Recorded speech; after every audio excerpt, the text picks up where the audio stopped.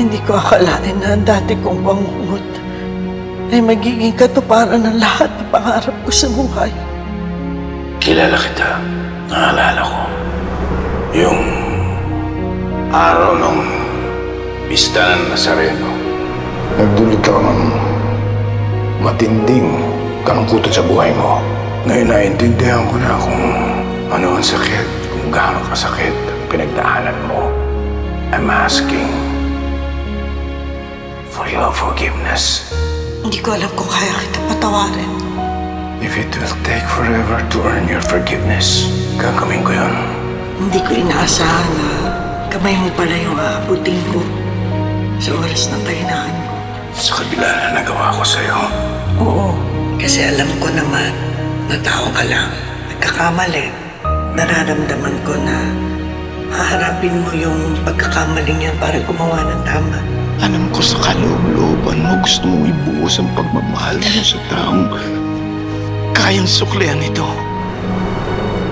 Ramon, ikaw ang nagsimula ng lahat ng pasakit ko sa buhay.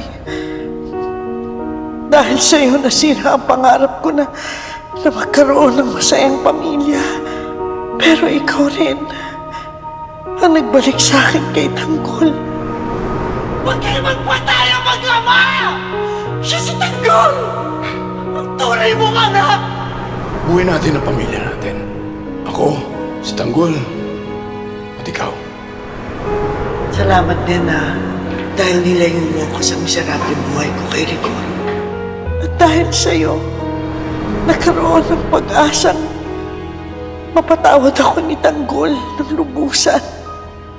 At pag-asang tuluyang magkaroon ng maayos na pamilya. Patawarin mo na nanay mo. Bigyan mo siya ng pagkakataon maparamdam niya ang pagmamahal niya sa'yo. Tanggol, sa ngayon, kayo na lang ni Ramon ang pamilyang kinakapitan ko. At balang araw, naniniwala ako na mabubuo tayo ni Dingding at Santino.